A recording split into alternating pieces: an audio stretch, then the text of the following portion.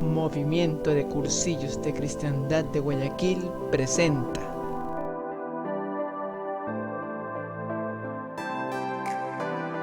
Escuela de Formación en la Fe y Santidad.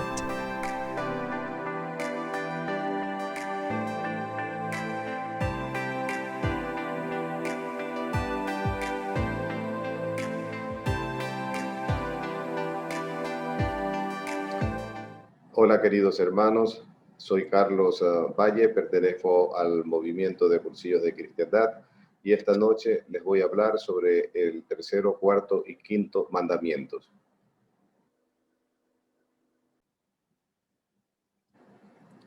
Todo lo que les voy a exponer se sustenta en el Catecismo de la Iglesia Católica, que está compuesto por 4 partes. En la primera parte tenemos la profesión de la fe.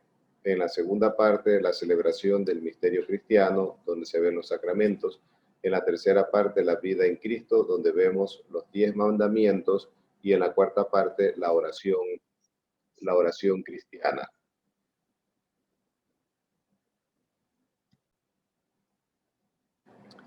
La tercera parte del Catecismo de la Iglesia Católica, como veíamos hace un momento, habla sobre la vida en Cristo y tiene 2 secciones. Una primera sección en la que se habla sobre la vocación del hombre, que es la vida en el Espíritu, donde se trata el tema de la dignidad de la persona humana, la comunidad humana, la salvación de Dios, la ley y la gracia.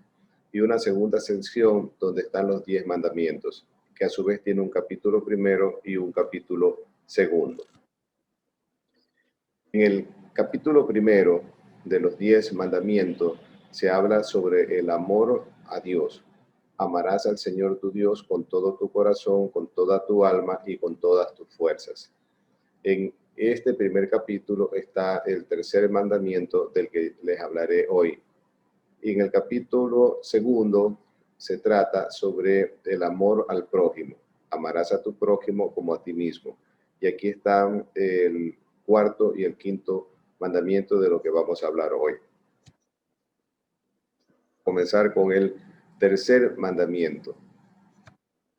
El mandamiento tiene un resumen que está al final del capítulo correspondiente en el Catecismo de la Iglesia Católica.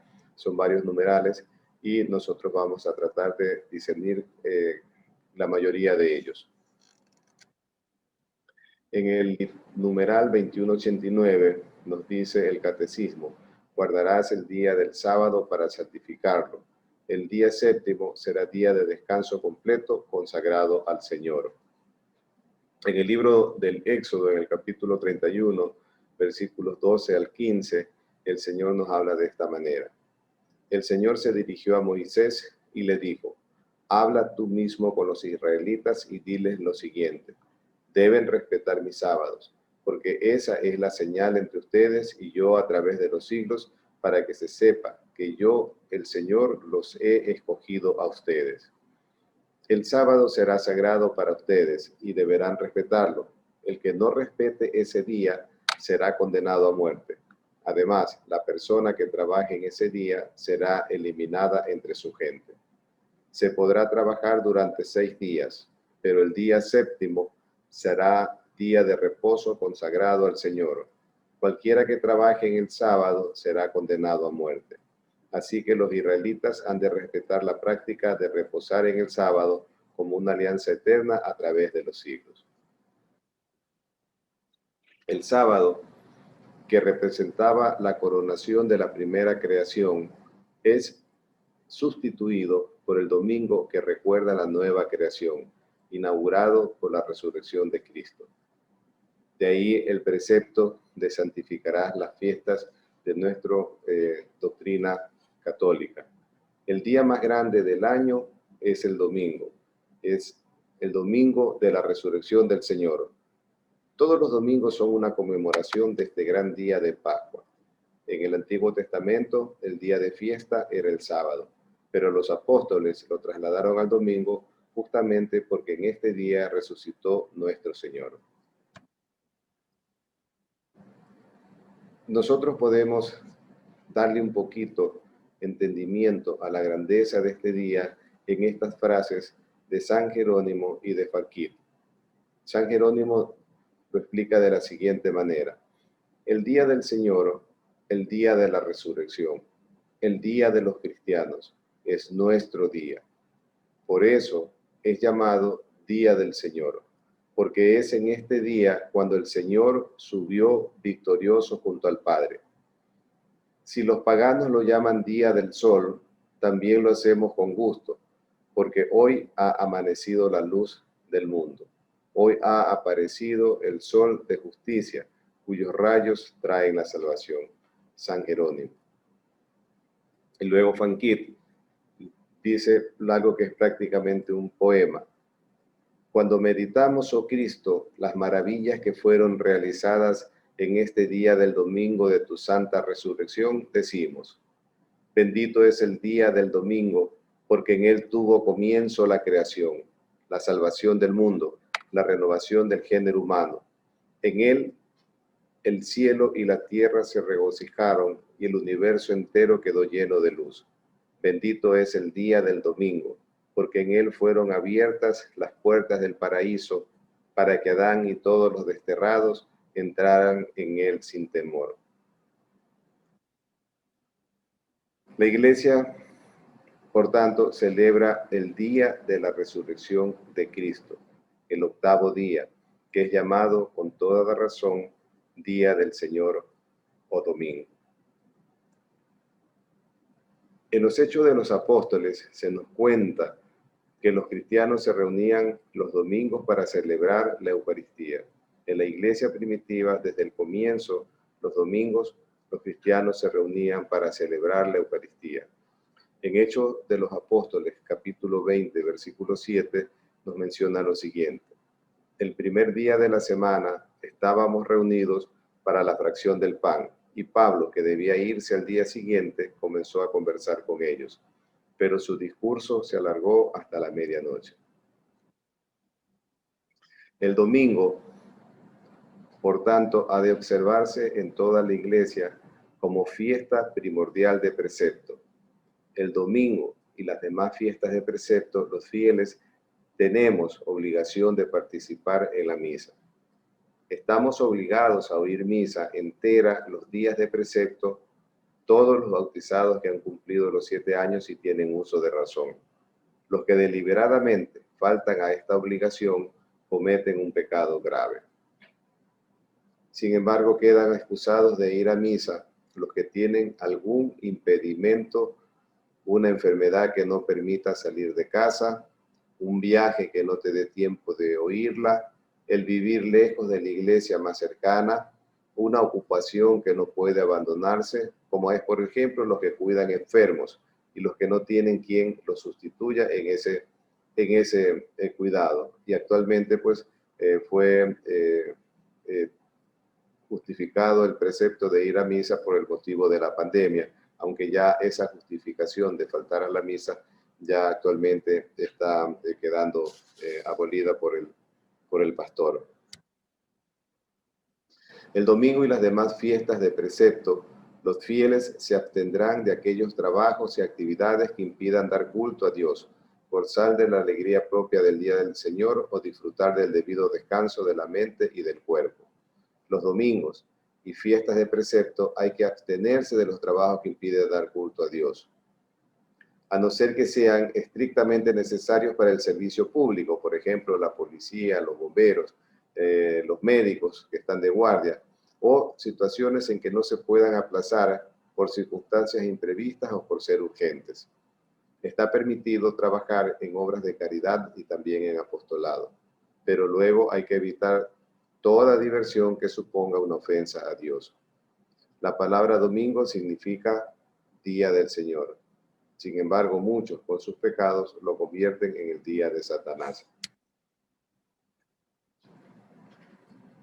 La institución del domingo es saludable, contribuye a que todos disfrutemos de un reposo y ocio suficientes para cultivar la vida familiar, cultural, social y religiosa.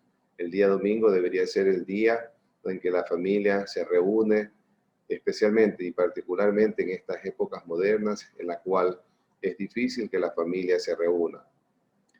Podrías emplear las fiestas en participar más en la vida de familia, instruyéndote en religión y en cultura, también descansando con distracciones sanas y honestas, saliendo a una excursión al campo, al aire libre, haciendo deporte. Actualmente está de moda el ciclismo, pero no dedicarte a profanar el domingo con diversiones pecaminosas. Las obras de misericordia, también las visitas a los enfermos, a los necesitados y las obras de apostolado que tenga en la parroquia o fuera de la parroquia, además de distraerte, son un modo muy provechoso de pasar parte de las fiestas. La evangelización es una manera alegre de pasar la fiesta del Día del Señor, o sea, el domingo. Todo cristiano debe evitar imponer sin necesidad a otro impedimentos para guardar el día del Señor. Es decir, no debemos obligar a trabajar a las personas en el día domingo, cuando las costumbres, deportes, restaurantes, etcétera, y los compromisos sociales como servicios públicos requieren de algunos un trabajo dominical. Cada uno tiene la responsabilidad de dedicar un tiempo suficiente al descanso. Es decir, el que por obligación tiene que trabajar el domingo, a su vez tiene que tener días de descanso, que puede ser el sábado, por ejemplo. A pesar de las presiones económicas, los poderes públicos deben asegurar a los ciudadanos un tiempo destinado al descanso y al culto divino. Los patronos tienen una obligación análoga con respecto a sus empleados. Es decir, las leyes deben fomentar el descanso del domingo y no obligar al empleado a trabajar en el domingo sin que realmente sea necesario. Esto básicamente es lo que vamos a hablar de el Día del Señor, porque el tiempo realmente es corto para 3 mandamientos en estos aproximadamente 45 minutos que vamos a estar hablando. Que se nos quede en la mente que nosotros podemos definir el domingo para tenerlo presente siempre, lo que significa como el día del Señor, el día de Jesucristo, el día del triunfo de la resurrección victoriosa de Jesús. Es el día del misterio pascual, la Pascua nueva de Cristo. Es el día del banquete del Señor, la Eucaristía. Es el día de la fiesta del Señor, que celebra para nosotros. Y es el día de nosotros, los desterrados hijos de Eva, que de la profundidad del abismo fuimos rescatados a la luz por Jesús. Bueno, y ahora vamos a hablar un poco sobre el 4.º mandamiento que nos dice: honra a tu padre y a tu madre. Pues el resumen que aparece en el Catecismo de la Iglesia Católica al final del capítulo correspondiente al 4.º mandamiento. Tampoco podemos ver todos, ni siquiera todos los numerales del resumen. Trataremos de ver de forma resumida los más importantes. En el literal 2247 del Catecismo nos dice: honra a tu padre y a tu madre, que está escrito en el libro del Deuteronomio, en el capítulo 5, versículo 16. Honra a tu padre y a tu madre, como te lo ha mandado Yahvé tu Dios, para que se prolonguen tus días y seas feliz en el suelo que Yahvé tu Dios te da. Y en el Evangelio de San Marcos, capítulo 7, versículos 10 al 13, nos dice: porque Moisés dijo: honra a tu padre y a tu madre, y el que maldiga a su padre o a su madre sea castigado con la muerte. Si uno dice a su padre o a su madre: lo que de mí podría recibir como ayuda, lo declaro corbán, es decir, ofrenda, ya no le dejáis hacer nada por su padre y por su madre, anulando así la palabra de Dios por vuestra tradición que os habéis transmitido. Y hacéis muchas cosas semejantes a estas. De conformidad con el 4.º mandamiento, Dios quiere que después que a Él honremos a nuestros padres y a los que Él reviste de autoridad para nuestro bien. El 4.º mandamiento es el primero que tiene relación del amor al prójimo y comienza con el amor a nuestros padres. Tus padres lo son todo para ti.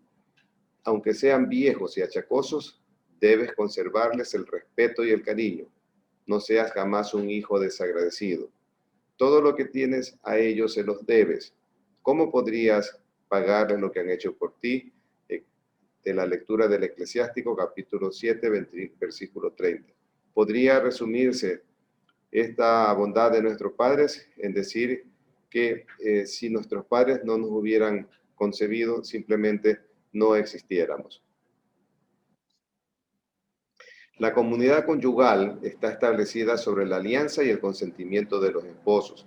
El matrimonio y la familia están ordenados al bien de los cónyuges, a la procreación y a la educación de sus hijos.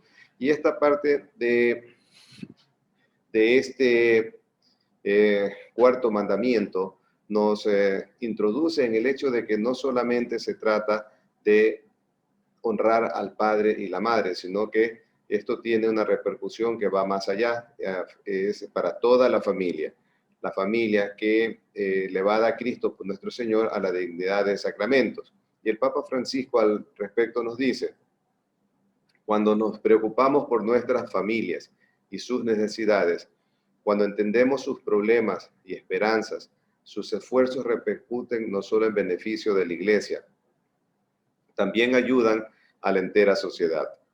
La ideología de género y la cultura del descarte propone nuevas definiciones de familia, haciendo que las nuevas generaciones cuestionen su verdadero rol en la sociedad. Por esto, es de vital importancia trabajar en la formación de familias con bases sólidas y éticas, donde el concepto quede claro para cada uno de sus miembros. Por otro lado, los hijos deben respeto a sus padres, gratitud, justa obediencia y ayuda. El respeto filial favorece la armonía de toda la vida familiar. El cuarto mandamiento se dirige expresamente a los hijos en sus relaciones con sus padres, porque esta relación es la más universal, pero se refiere también a las relaciones de parentesco con los miembros del grupo familiar. Exige que se dé honor, afecto, reconocimiento a los abuelos, a los antepasados. Finalmente se extiende a los deberes de los alumnos respecto a los maestros, de los empleados respecto a los patronos, de los subordinados respecto a sus jefes, de los ciudadanos respecto a sus patrias, a los que administran o a los que gobiernan esa patria. Los padres son los primeros responsables de la educación de sus hijos en la fe, en la oración y en todas las virtudes. Tienen el deber de atender en la medida de lo posible las necesidades materiales y espirituales de sus hijos. Esto está incluido aquí en el cuarto mandamiento, honrar padre y madre.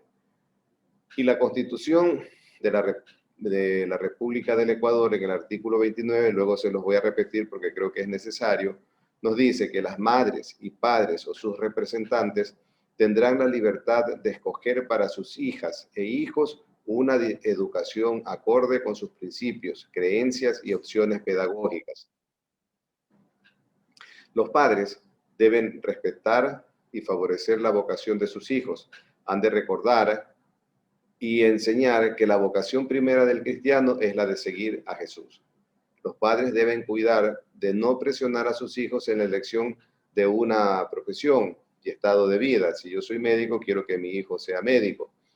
Los padres tienen obligación de dejar en libertad a sus hijos que quieran consagrarse a Dios. Es decir, cuando quieren elegir el sacerdocio, debe tener no solamente la libertad, sino el apoyo de sus padres.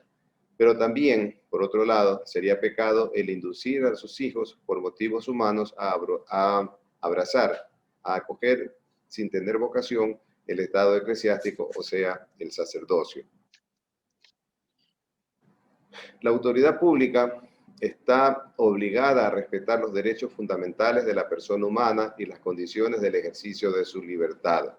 El documento titulado, y les digo esto y les pongo como ejemplo, un documento titulado Guía de Orientaciones Técnicas para Prevenir y Combatir la Discriminación por Diversidad Sexual e Identidad de Género en el Sistema Educativo Nacional, aquí en Ecuador, que fue elaborado por el Consejo Nacional para la Igualdad de Género y contó con el apoyo del Ministerio de Educación de Ecuador. El documento fue presentado el 21 de enero del 2019. Esta guía, no sé si todavía se está difundiendo, indica, entre otras cosas, que en educación a nivel inicial de 2 a 5 años existen, entre comillas, niños que asisten a la escuela con las uñas pintadas y niñas que quieren usar el cabello corto y que son comportamientos frecuentes, que no deben ser sancionados por la familia o la escuela, sino que forman parte de la construcción de la identidad personal. Esta manera de decir las cosas es simplemente una manera solapada de introducir la ideología de género, es decir, el niño que quiera ser niña, entre comillas, que lo sea, y la niña que quiera ser niño, que lo sea. Los padres teóricamente no deberían, según esta ideología de género, intervenir en este tipo de conductas porque no sería bueno para ellos. Los padres tienen todo el derecho de educar a sus hijos y la Constitución de la República del Ecuador, felizmente, por lo menos lo tiene escrito protegiendo este derecho fundamental de los padres.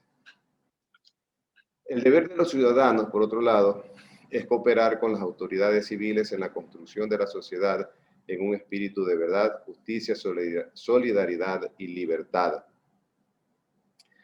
El principio criterio del bien común es un principio fundamental de la doctrina de la Iglesia Católica, en lo que es la vida humana y en lo que son las relaciones de los seres humanos. Para la doctrina social de la Iglesia, el principio del bien común es el primero de todos los principios. Todos los bienes que existen son bienes para todos los seres de la humanidad. El ciudadano está obligado en conciencia a no seguir las prescripciones de las autoridades civiles cuando son contrarias a las exigencias del orden moral. Hay que obedecer a Dios antes que a los hombres. El libro de Hechos de los Apóstoles, capítulo 5, versículo 19. Y la Constitución de la República del Ecuador también protege este derecho en el capítulo 6 de los derechos de libertad. En el artículo 66 dice que se reconoce y garantizará a las personas algunos derechos y el número 12 es el derecho a la objeción de conciencia que no podrá menoscabar otros derechos ni causar daño a las personas o a la naturaleza. Toda persona refiere sus juicios y su conducta a una visión del hombre y de su destino. Si se prescinde de la luz del Evangelio sobre Dios y sobre el hombre, las sociedades se hacen fácilmente totalitarias. Ahí tenemos, ya no los voy a mencionar, pero tenemos ejemplos aquí en nuestra América de países que se han convertido en regímenes totalitarios porque han pretendido eliminar a Dios de todo tipo de conciencia pública.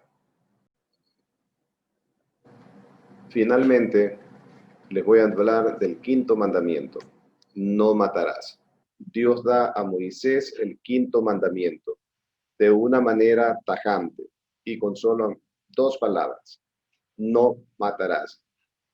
Dios no deja espacio en esta orden para interpretaciones y es concluyente. No matarás. Jesús no ablanda esta situación a su venida en la plenitud de los tiempos, sino que por el contrario, va más allá, la endurece cuando en Mateo 5, capítulo 21, versículos 21 al 22, nos dice, habéis oído que se dijo a los antepasados, no matarás, y aquel que mate será reo ante el tribunal. Pues yo os digo, todo aquel que se encolerice contra su hermano será reo ante el tribunal. Esto es el resumen que se da en el Catecismo de la Iglesia Católica al final del capítulo del quinto mandamiento. Vamos a tratar de discernir la mayoría de ellos. En el numeral 2318 del Catecismo nos dice, Dios tiene en su mano el alma de todo ser viviente y el soplo de toda carne de hombre. Job capítulo 12, versículo 10. La vida humana ha de ser tenida como sagrada, porque desde su inicio es fruto de la acción creadora de Dios y permanece siempre en una especial relación con el Creador, su único fin. Solo Dios es Señor de la vida desde su comienzo hasta su término. Nadie, en ninguna circunstancia, puede atribuirse el derecho de matar de modo directo a un ser humano inocente. Por tanto, causar la muerte de un ser humano es gravemente contrario a la dignidad de la persona y a la santidad del Creador. La Constitución de la República del Ecuador, en el artículo 45, señala lo siguiente: las niñas, niños y adolescentes gozarán de los derechos comunes del ser humano, además de los específicos de su edad. El Estado reconocerá y garantizará la vida, incluido el cuidado y protección desde la concepción. Y creo que vale la pena repetir lo último: incluido el cuidado y protección desde la concepción. Tenemos que tener conciencia y estar seguros que desde el momento de la concepción hay un ser humano nuevo con todos sus derechos comunes. Este ser humano es único e irreproducible. Es una persona humana inocente. No es culpable de nada. Es imposible que sea culpable de algo. Y además es indefenso. La única defensa que tiene es el vientre que lo cobija y la madre de quien es ese vientre. Desde su niño, desde su concepción, el niño tiene el derecho a la vida.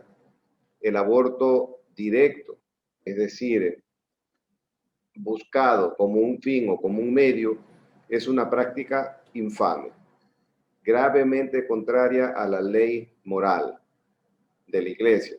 La Iglesia sanciona con pena de excomunión este delito contra la vida humana. Pero también los organismos temporales, como son la UNESCO y la ONU, los cuales en su Declaración Universal sobre el Genoma Humano y los Derechos Humanos, en el capítulo de la dignidad humana y el genoma humano, en el artículo 1, ya establece desde finales del siglo pasado y del comienzo de esto, en el artículo 1, que el genoma humano es la base de la unidad fundamental de todos los miembros de la familia humana y del reconocimiento de su dignidad y diversidad intrínsecas. En sentido simbólico, el genoma humano es el patrimonio de la humanidad. Esto que desde el punto de vista humano es verdad y desde el punto de vista cristiano, católico, también. Sin embargo, para la doctrina cristiana católica va más allá aún la dignidad humana, porque es una persona hecha a imagen y semejanza de Dios, hermano de Cristo, templo del Espíritu Santo, y que tiene más allá de la vida material una vida eterna.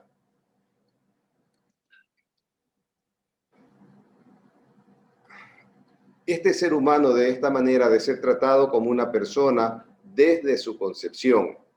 El embrión debe ser defendido en su integridad, atendido y cuidado médicamente como cualquier otro ser humano. Los cuidados y los derechos de este nuevo ser humano comienzan, según lo establece el artículo 45 de la Constitución, comienzan desde el momento de la concepción, no comienzan desde el momento del nacimiento del nuevo ser. Sin embargo, el Código Orgánico de la Salud, que fue aprobado por la Asamblea Nacional, fue vetado el 25 de septiembre del presente año en su totalidad por el presidente Lenín Moreno, según las explicaciones que él da, por ser contradictorio, inconsistente y desactualizado. La verdad es que el Código Orgánico de la Salud es inconstitucional, porque excluye por omisión al ser humano desde la concepción. Si ustedes leen todo el articulado de este código orgánico, notarán que no incluye la persona humana desde el momento de la concepción. Y si es que hasta el año pasado en el Congreso estaba ese artículo, para este año, como fue aprobado, ya fue excluido. Además, habría aprobado el uso indiscriminado de anticonceptivos en menores de edad, promoviendo la promiscuidad sexual, y de esta manera todas las enfermedades de transmisión sexual que de ellas se derivan. Esto, entre otras disposiciones inconstitucionales que se habrían aprobado. Sin embargo, los cristianos y particularmente los católicos debemos estar atentos, porque después de un año se puede volver a tratar del tema. Lleva aproximadamente 5 años, con un año sería 6, y ellos no se van a cansar, van a estar atentos y promoviendo la aprobación de leyes de este tipo. La Constitución de la República del Ecuador, además, en el artículo 29, establece que las madres y padres o sus representantes tendrán la libertad de escoger para sus hijas e hijos una educación acorde con sus principios, creencias y opciones pedagógicas. Y esto sería otro de los derechos fundamentales de las personas, de los padres, que serían conculcados al distribuirse de manera indiscriminada anticonceptivos y promoviendo procedimientos de aborto en menores de edad. Por otro lado, y ya para ir terminando, la eutanasia voluntaria, cualquiera que sean sus formas y sus motivos, constituye un homicidio. Es gravemente contraria a la dignidad de la persona humana y al respeto del Dios vivo, su creador. Y esto se explica fácilmente, no hace falta muchas palabras, solamente escuchemos lo que dice la Congregación para la Doctrina de la Fe en el Donum Vitae. La vida humana ha de ser tenida como sagrada, porque desde su inicio es fruto de la acción creadora de Dios y permanece siempre en una especial relación con el Creador, su único fin. Único fin del ser humano es volver a su Creador. Solo Dios es Señor de la vida desde su comienzo hasta su término. Nadie, en ninguna circunstancia, puede atribuirse el derecho de matar de modo directo a un ser humano inocente. Por otro lado, el suicidio es gravemente contrario a la justicia, a la esperanza y a la caridad, y está prohibido también por el 5º mandamiento. Cada cual es responsable de su vida delante de Dios que se la ha dado. Él sigue siendo su soberano dueño. Nosotros estamos obligados a recibirla con gratitud y a conservarla para su honor y para la salvación de nuestras almas. Somos administradores y no propietarios de la vida que Dios nos ha confiado. No disponemos de ella. Sin embargo, hay que considerar que los trastornos psíquicos graves, la angustia o el temor grave de la prueba, del sufrimiento o de la tortura pueden disminuir la responsabilidad del suicida.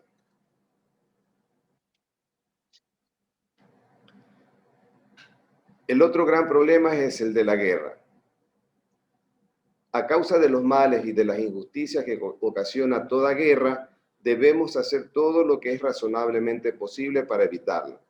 La Iglesia implora así: del hambre, de la peste y de la guerra, líbranos, Señor. El respeto y el desarrollo de la vida humana exigen la paz.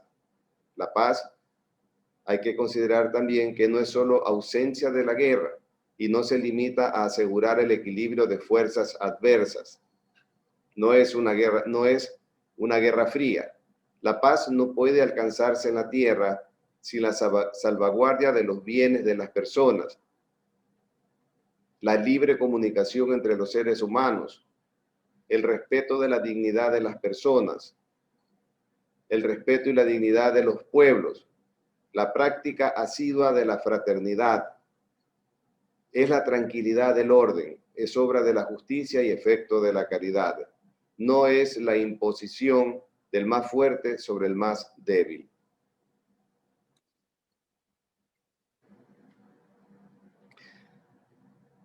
Cuando hay conflictos armados, cuando de todos modos se dan conflictos armados, la Iglesia y la razón humana afirman la validez permanente de la ley moral durante los conflictos armados.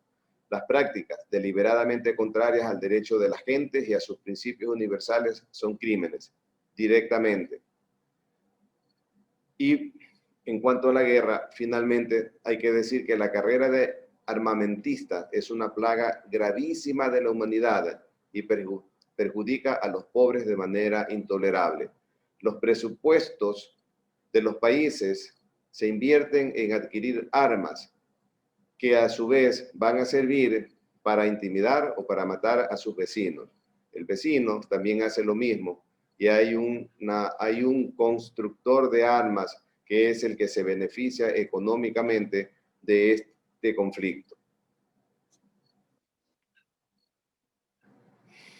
Y ahora sí, para finalizar, hay un pecado que no se conoce mucho y que es el escándalo y que se considera en el quinto mandamiento, o sea, está dentro del mandamiento que dice no matarás.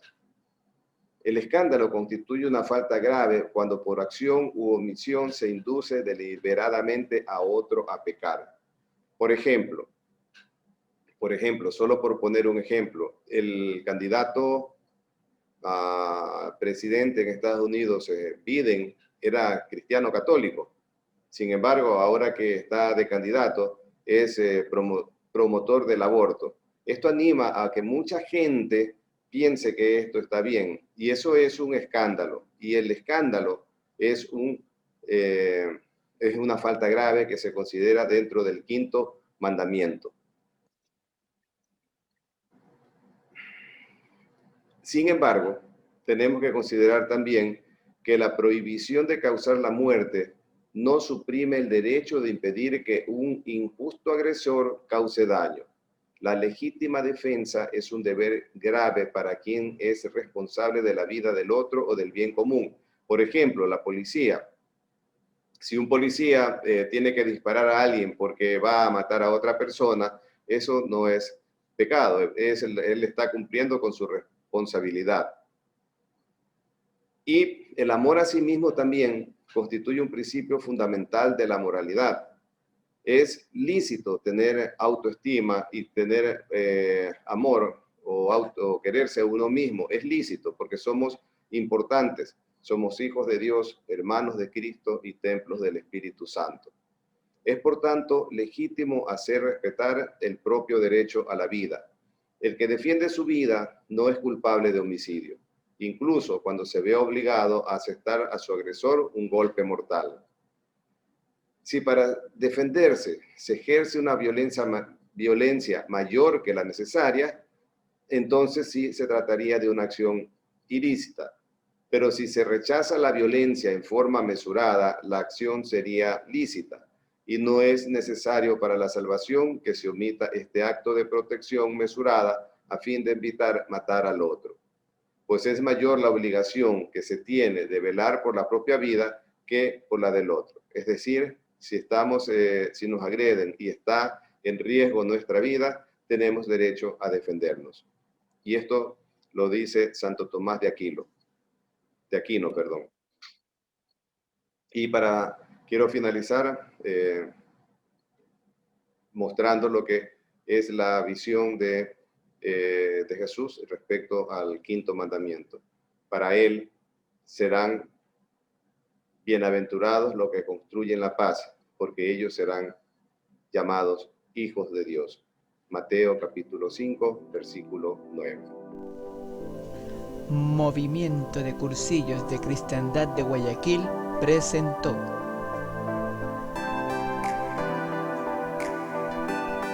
Escuela de Formación en la Fe y Santidad.